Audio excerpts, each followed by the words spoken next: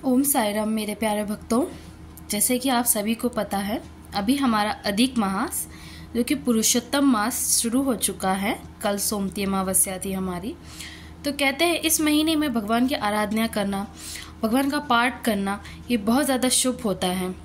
तो आइए हम आज से सारे साई भक्त मिलकर बाबा के चरित्र का पाठ करते हैं। मैं अपने आप को इस चीज़ के लिए बहुत भाग्यशाली मानती हूँ कि मैं बाबा का चरित्र आप लोगों के सामने प्रस्तुत कर रही हूँ।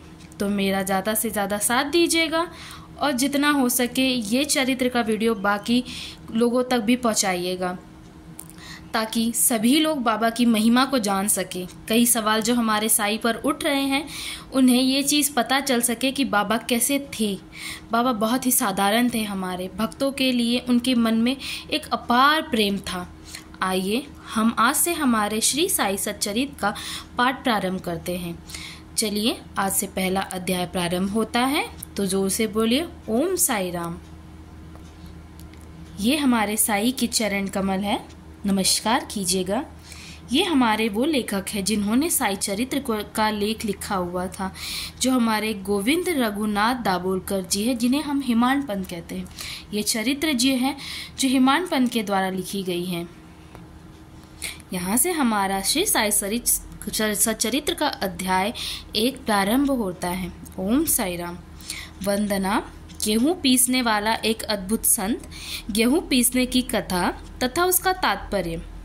पुरातन पद्धति के अनुसार श्री हेमांड पंत श्री साई चरित्र का आरंभ वंदना द्वारा करते हैं। प्रथम श्री गणेश को साष्टांग नमस्कार करते हैं, जो कार्य को निर्विघ्न समाप्त कर उसको यशस्वी बनाते हैं, और कहते हैं श्री साई ही गणपति हैं। दूसरा, फिर भगवती सरस्वती को, जिन्होंने काव्य रचना की प्रेरणा दी, और कहते हैं कि श्री साई भगवती से भिन्न नहीं है, जो कि स्वयं ही अपना जीवन संगीत बयान कर रहे हैं। फिर ब्रह्मा, विष्णु और महेश, जो क्रमशः उत्पत्ति, स्थिति और संहार करता है, और कहते हैं श्री साई और वे अभिन्न हैं, वे स्वयं ही गुरु बनकर भवसागर से पार उतार देंगे। फिर अपने कुल देवता श्री नारायण आदिनाथ की वंदना करते हैं, जो कि कोकण में प्रकट हुए। कोकण वह भूमि है जिसे श्री परशुराम जी ने समुद्र से निकालकर स्थापित किया था। तत्पश्चात वे अपने कुल के आदि पुरुषों का नमन करते हैं।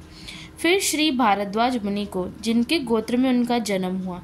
पश्चात उन ऋषियों को, जैसे याज्ञवल्क्य, भृगु, पराशर, नारद, वेदव्यास, सनक, सनंदन, संत कुमार, शुक, शौनक, विश्वामित्र, वशिष्ठ, वामदेव, जैमिनी, वैशंपायन, नवयोगेंद्र इत्यादि, तथा आधुनिक संत जैसे निवृत्ति, ज्ञानदेव, सोपान, मुक्ताबाई, जनार्दन, एकनाथ, नामदेव, तुकाराम, कान्हा, नरहरि आदि को नमन करते हैं।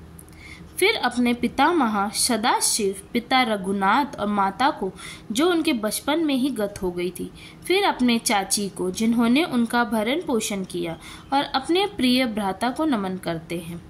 फिर पाठकों को नमन करते हैं, जिनसे उनकी प्रार्थना है कि वे एकाग्रित होकर कथामृत का पान करें। अंत में श्री सच्चिदानंद सद्गुरु श्री साईनाथ महाराज को, जो कि श्री दत्तात्रेय के अवतार और उनके आश्रयदाता हैं, जो स्वयं ब्रह्म सत्य जगत मिथ्या का बोध कराकर समस्त प्राणियों में एक ही ब्रह्मा की व्याप्ति की अनुभूति कराते हैं। सर्व श्री पराशर, व्यास और शांडिल्य आदि के समान भक्ति के प्रकारों का संक्षेप में वर्णन कर अब ग्रंथकार महोदय निम्नलिखित कथा प्रारंभ करते हैं। गेहूं पीसने की कथा। सन 1910 में एक दिन प्रातःकाल श्री साई बाबा के दर्शनार्थ मस्जिद में गया। वहां का विचित्र दृश्य देख मेरे आश्चर्य का ठिकाना न रहा कि साई बाबा मुंह हाथ धोने के पश्चात चक्की पीसने की तैयारी करने लगी। उन्होंने फर्श पर एक टाट का टुकड़ा बिछा, उस पर हाथ से पीसने वाली चक्की रखी। उन्होंने कुछ गेहूं डालकर पीसना आरंभ कर दिया। मैं सोचने लगा कि बाबा के चक्की पीसने से क्या लाभ होगा। उनके पास तो कोई है भी नहीं, फिर और वे अपना निर्वाह भी भिक्षावृत्ति द्वारा ही करते हैं। इस घटना के समय वहां उपस्थित अन्य व्यक्तियों की भी ऐसी ही धारणा थी, परंतु उनसे पूछने का साहस किसे था। बाबा के चक्की पीसने का समाचार शीघ्र ही सारे गांव में फैल गया और उनकी यह विचित्र लीला देखने हेतु तत्काल ही नर नारियों की भीड़ मस्जिद की ओर दौड़ पड़ी। उनमें से 4 निडर स्त्रियां भीड़ को चीरती हुई ऊपर आई और बाबा को बलपूर्वक वहां से हटाकर उनके हाथ से चक्की का खूंटा छीनकर तथा उनकी लीलाओं का गायन करते हुए उन्होंने गेहूं पीसना प्रारंभ कर दिया। पहले तो बाबा क्रोधित हुए, परंतु फिर उनका भक्ति भाव देखकर वे शांत होकर मुस्कुराने लगी। पीसते पीसते उन स्त्रियों के मन में ऐसा विचार आया कि बाबा के ना तो घर द्वार है, ना ही इनके कोई बाल बच्चे हैं तथा ना कोई इनकी देखरेख करने वाला ही है। वे स्वयं भिक्षावृत्ति द्वारा ही अपना निर्वाह करते हैं, अतः उन्हें भोजन आदि के लिए आटे की आवश्यकता ही क्या है। बाबा तो परम दयालु हैं, हो सकता है कि यह आटा वे हम सब लोगों के ही वितरण कर दे। इन्हीं विचार में मग्न रहकर गीत गाते गाते ही उन्होंने सारा आटा पीस डाला। तब उन्होंने चक्की को हटाकर आटे का 4 समान भागों में विभक्त कर दिया और अपना अपना भाग लेकर वहां से जाने को उद्यत हुई। तभी अभी तक शांत मुद्रा में निमग्न बाबा तत्क्षणी क्रोधित हो उठे और उन्होंने अपशब्द कहने लगे, स्त्रियों, क्या तुम पागल हो गई हो? तुम किसके बाप का माल हड़प कर ले जा रही हो? क्या कोई कर्जदार का माल है जो इतनी आसानी से उठाकर लिए जा रही हो? अच्छा, अब एक काम करो कि इस आटे को ले जाकर गांव की मेड़ सीमा पर बिखेराओ। मैंने शिरडी वासियों से प्रश्न किया कि जो कुछ बाबा ने अभी किया उसका यथार्थ में क्या तात्पर्य है। उन्होंने मुझे बतलाया कि गांव में विशुचिका हैजा का जोरों से प्रकोप है और उसके निवारणार्थ ही बाबा का यह उपचार है। अभी जो कुछ आपने पीसते देखा था वह गेहूं नहीं वरन विशुचिका हैजा था, जो पीसकर नष्ट कर दी गई है। इस घटना के पश्चात सचमुच विशुचिका की संक्रामकता शांत हो गई और ग्रामवासी सुखी हो गए। यह जानकर मेरी प्रसन्नता का पारावार न रहा। मेरा कौतूहल जागृत हो गया। मैं स्वयं से प्रश्न करने लगा कि आटा और विशुचिका हैजा रोग का भौतिक तथा पारस्परिक क्या संबंध है, इसका सूत्र कैसे ज्ञात हो। घटना बुद्धिगम्य सी प्रतीत नहीं होती। अपने हृदय की संतुष्टि के हेतु इस मधुर लीला का मुझे 4 शब्दों में महत्व अवश्य प्रकट करना चाहिए। लीला पर चिंतन करते हुए मेरा हृदय प्रफुल्लित हो उठा और इस प्रकार बाबा का जीवन चरित्र लिखने के लिए मुझे प्रेरणा मिली। यह तो सब लोगों को विदित ही है कि यह कार्य बाबा की कृपा और शुभ आशीर्वाद से सफलता पूर्वक संपन्न हो गया। आटा पीसने का तात्पर्य। शिरडी वासियों ने इस आटा पीसने की घटना का जो अर्थ लगाया वह तो प्रायः ठीक ही है, परंतु उसके अतिरिक्त मेरे विचार से कोई अन्य अर्थ भी है। बाबा शिरडी में 60 वर्षों तक रहे और इस दीर्घ काल में उन्होंने आटा पीसने का कार्य प्रायः प्रतिदिन ही किया। पीसने का अभिप्राय गेहूं से नहीं वरन अपने भक्तों के पापों, दुर्भाग्यों, मानसिक और शारीरिक तापों से था। उनकी चक्की के 2 पार्टों में ऊपर का पार्ट भक्ति तथा नीचे का कर्म था। चक्की की मुठिया जिसे पीसकर वे पीसते थे वह था ज्ञान।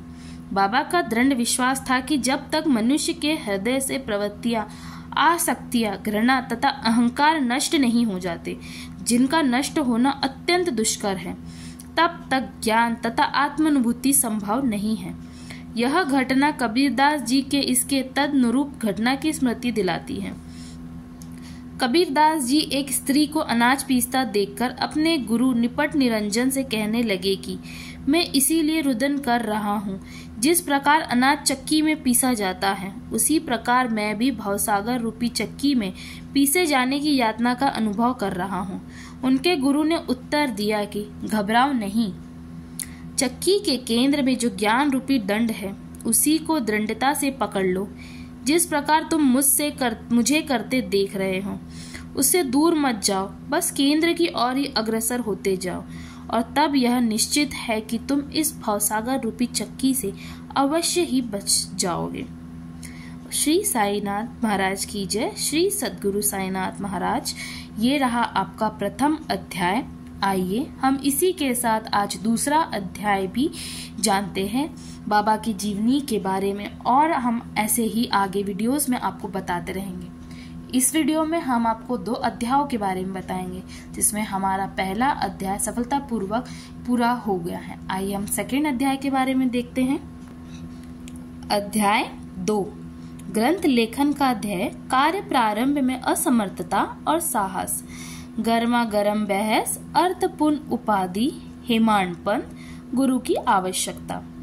गत अध्याय में ग्रंथकार ने अपने मौलिक ग्रंथ श्री साई सच्चरित मराठी भाषा में उन कारणों पर प्रकाश डाला था जिनके द्वारा उन्हें ग्रंथ रचने के कार्य को आरंभ करने की प्रेरणा मिली।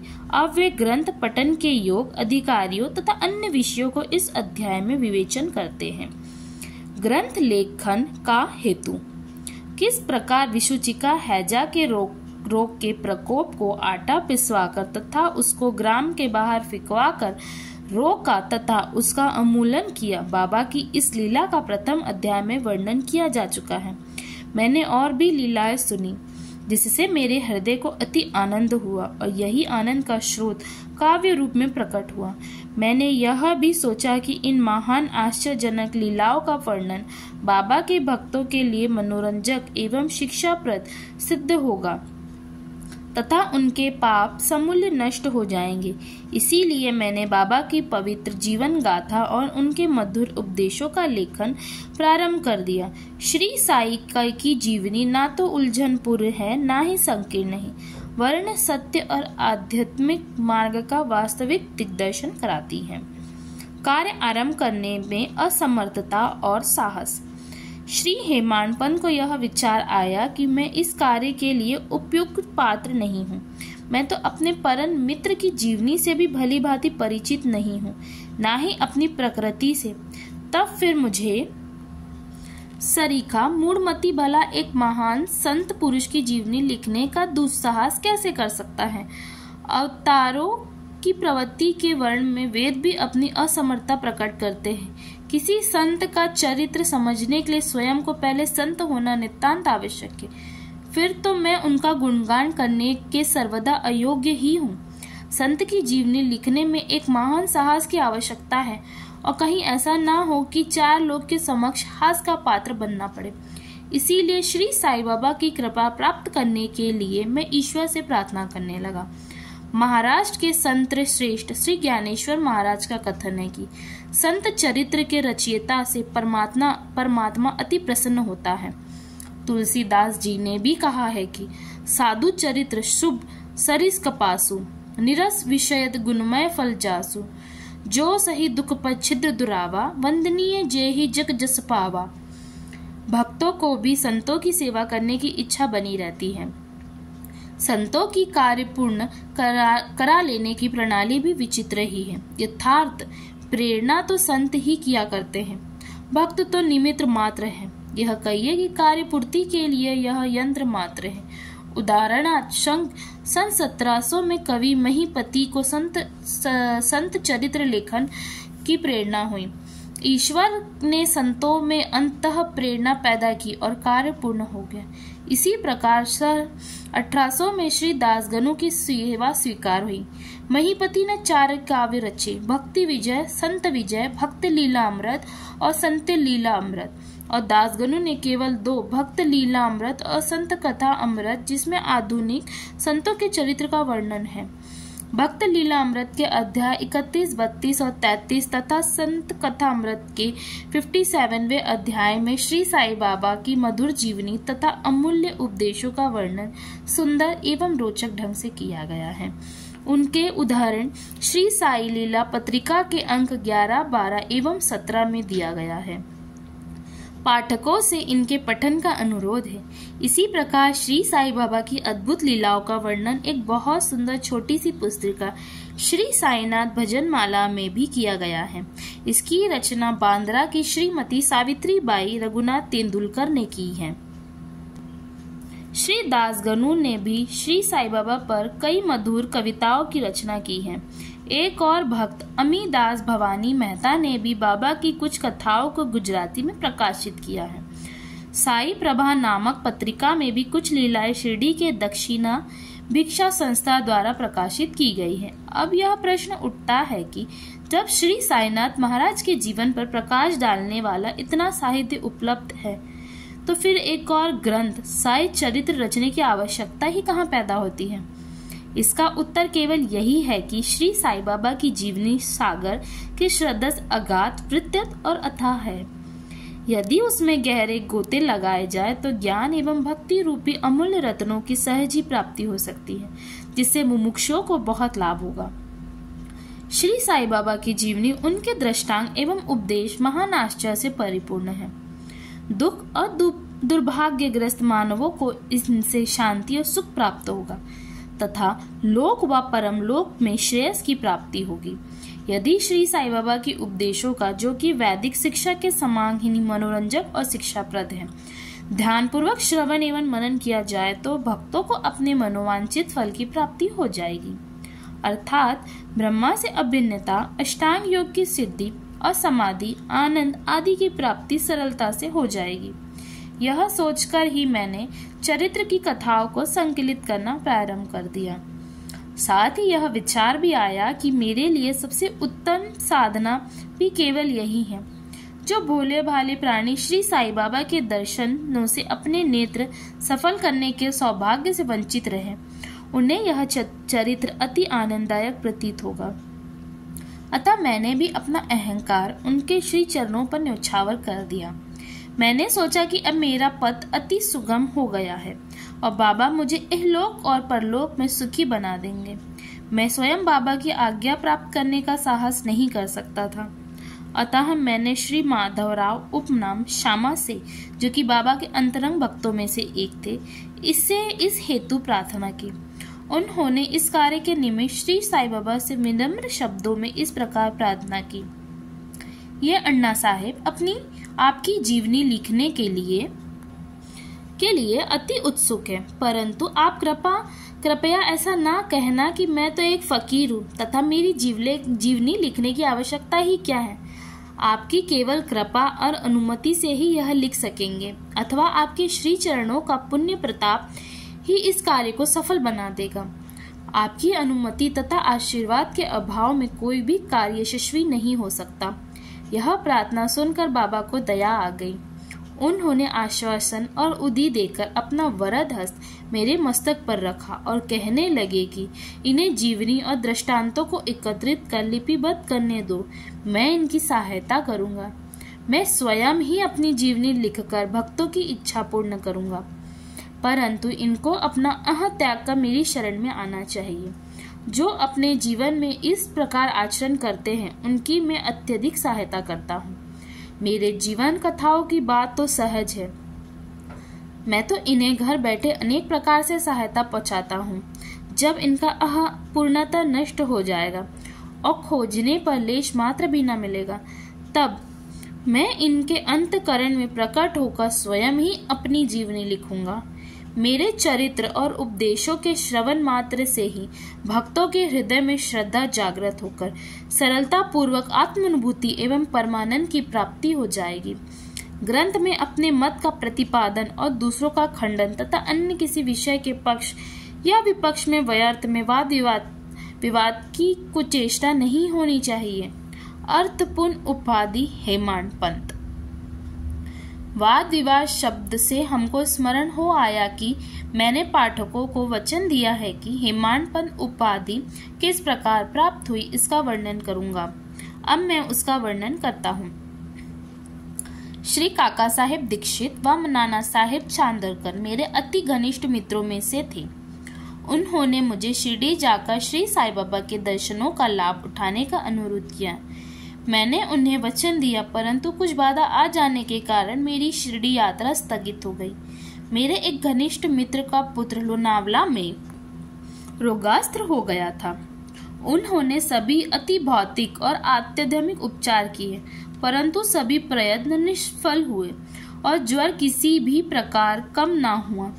यह घटना देखकर मुझे विचार आया कि जब गुरु एक बालक के प्राणों की रक्षा भी करने में असमर्थ है, तब उनकी उपयोगिता ही क्या। और जब उनमें कोई सामर्थ्य ही नहीं, तब फिर शिरडी जाने से क्या प्रयोजन। ऐसा सोचकर मैंने यात्रा स्थगित कर दी। परंतु जो होना है वह तो होकर ही रहेगा, और वह इस प्रकार हुआ। प्रांताधिकारी नाना साहेब चांदोरकर बसई के दौरे पर जा रहे थे। वे ठाणे से दादर पहुंचे तथा बसई जाने वाली गाड़ी की प्रतीक्षा कर रहे थे। उसी समय बांद्रा लोकल आ पहुंची, जिसमें बैठकर वे बांद्रा पहुंचे तथा शिरडी यात्रा स्थगित करने के लिए मुझे आड़े हाथों लिया।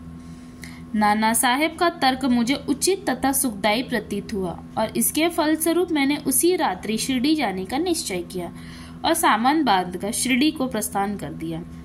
मैंने सीधे दादर जाके वहां से मनमाड़ की गाड़ी पकड़ने का कार्यक्रम बनाया। इस निश्चय के अनुसार मैंने दादर जाने वाली गाड़ी के डिब्बे में प्रवेश किया। गाड़ी छूटने ही वाली थी, इतने में एक यवन मेरे डिब्बे में आया और मेरा सामान देखकर मुझसे मेरा गंतव्य स्थान पूछने लगा। मैंने अपना कार्यक्रम उसे बतला दिया। उसने मुझसे कहा कि मनमाड़ की गाड़ी दादर पर खड़ी नहीं होती, इसीलिए सीधे बोरी बंदर से होकर जाओ। यदि यह एक साधारण सी घटना घटित ना होती तो मैं अपने कार्यक्रम के अनुसार दूसरे दिन शिरडी ना पहुंच सकने के कारण अनेक प्रकार की कुशंकाओं से घिर जाता, परंतु ऐसी घटना न था। भाग्य ने साथ दिया और दूसरे दिन 9-10 बजे की पूर्व ही मैं शिरडी पहुंच गया। यह सन 1910 की बात है, जब प्रवासी भक्तों के ठहरने के लिए साठेवाड़ा ही एकमात्र स्थान था। तांगे से उतरने पर मैं साईं बाबा के दर्शन के लिए बड़ा ललायत था। उसी समय भक्त फेर कि श्री तात्या साहेब नूलकर मस्जिद से लौटे ही थे। उन्होंने बतलाया कि इस समय श्री साईं बाबा मस्जिद के मोड़ पर ही हैं, अभी केवल उनका प्रारंभिक दर्शन ही कर लो और फिर स्नान आदि से निवृत्त होने के पश्चात सुविधा से भेंट करने जाना। यह सुनकर ही मैं दौड़कर गया और बाबा की चरण वंदना की। मेरी प्रसन्नता का पारावर न रहा। मुझे क्या नहीं मिल गया था, मेरा शरीर उल्सित सा हो गया था। शुदा और त्रषा की श्रुति जाती रही। जिस क्षण से उनके भवविनाशक चरण का स्पर्श प्राप्त हुआ, मेरे जीवन में एक नूतन आनंद प्रवाह बहने लगा। मैं उनका स्मरण कर उन्हें मानसिक प्रणाम किया करता हूँ। जैसे कि मेरे अनुभव में आया कि साईं के दर्शन में ही यह विशेषता है कि विचार परिवर्तन सांसारिक भोगों से वैराग्य बढ़ता जाता है। केवल गत जन्मों के अनेक शुभ संस्कार एकत्र होने पर ही ऐसा दर्शन प्राप्त होना सुलभ हो सकता है।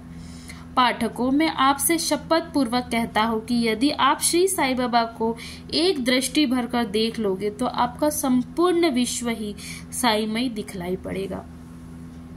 गर्मा गर्म बहस। शिरडी पहुंचने के प्रथम दिन ही बाला साहेब तथा मेरे बीच गुरु की आवश्यकता पर वाद विवाद छिड़ गया। मेरा मत था कि स्वतंत्रता त्याग कर पराधीन क्यों होना, तथा जब कर्म करना पड़ता है तब गुरु की आवश्यकता ही कहाँ रही। प्रत्येक को पूर्ण प्रयत्न कर स्वयं को आगे बढ़ना चाहिए। गुरु शिष्य के लिए करता ही क्या है, वह तो सुख से निद्रा का आनंद लेता है। इस प्रकार मैंने स्वतंत्रता का पक्ष लिया और बाला साहेब ने प्रारंभ का। उन्होंने कहा कि जो विधि लिखित है वह घटित होकर रहेगा। इसमें उच्च कोटि के महापुरुष भी असफल हो गए हैं। कथावत है, मेरे मन कछु और विधाता के कछु और। फिर परामर्श युक्त शब्दों में बोले, भाई साहब, यह निरी विद्यता छोड़ दो, यह अहंकार तुम्हारी कुछ भी सहायता न कर सकेगा। इस प्रकार दोनों पक्षों के खंडन मंडन में लगभग 1 घंटा व्यतीत हो गया और सदैव की भांति कोई निष्कर्ष न निकल सका। इसीलिए तंग और विवश होकर विवाद स्थगित करना पड़ा। इसका परिणाम यह हुआ कि मेरी मानसिक शांति भंग हो गई तथा मुझे अनुभव हुआ कि जब घोर दैहिक बुद्धि और अहंकार ना हो तब तक विवाद संभव नहीं। वस्तुतः यह अहंकार ही विवाद की जड़ है। अन्य लोगों के साथ मैं मस्जिद गया। तब बाबा ने काका साहेब को संबोधित कर प्रश्न किया कि साठेवाड़ा में क्या चल रहा था, किस विषय में विवाद था, और फिर मेरी ओर दृष्टिपात कर बोले कि इन हेमाडपंत ने क्या कहा। यह शब्द सुनकर मुझे अधिक अचंभा हुआ। साठेवाड़ा और मस्जिद में पर्याप्त अंतर था। सर्वज्ञ तथा अंतर्यामी हुए बिना बाबा को विवाद का ज्ञान कैसे हो सकता था। मैं सोचने लगा कि बाबा हेमाड पंत के नाम से मुझे क्यों संबोधित करते हैं। यह शब्द तो हेमाद्रि पंडित का अपभ्रंश है। हेमाद्रि पंत देवगिरी के यादव राजा वंशी महाराज महादेव और रामदेव के विख्यात मंत्री थे। वे उच्च कोटि के विद्वान, उत्तम प्रकृति और चतुर्वक चिंतामणि जिसमें आध्यात्मिक विषयों का विवेचन है और राजप्रस्ती जैसे उत्तम काव्यों के रचयिता थे। उन्होंने ही हिसाब किताब रखने की नवीन प्रणाली का आविष्कार किया था और बही खाते की पद्धति को जन्म दिया था और कहा मैं इसके विपरीत एक अज्ञानी, मूर्ख और मंदमती हूँ। अतः मेरी समझ में यह न आ सका कि मुझे इस विशेष उपाधि से विभूषित करने का क्या तात्पर्य है। गहन विचार करने पर मैं इस निष्कर्ष पर पहुंचा कि कहीं मेरे अहंकार को चूर्ण करने के लिए ही तो बाबा ने इस अस्त्र का प्रयोग नहीं किया है, ताकि मैं भविष्य में सदैव के लिए निर्भिमानी एवं विनम्र हो जाऊं, अथवा कहीं मेरे वाक चातुर्य के उपलक्ष्य में मेरी प्रसन्नता तो नहीं है। भविष्य पर दृष्टिपात करने से प्रतीत होता है कि बाबा के द्वारा हेमाड पंत की उपाधि से विभूषित करना कितना अर्थपूर्ण और भविष्य गोचर था।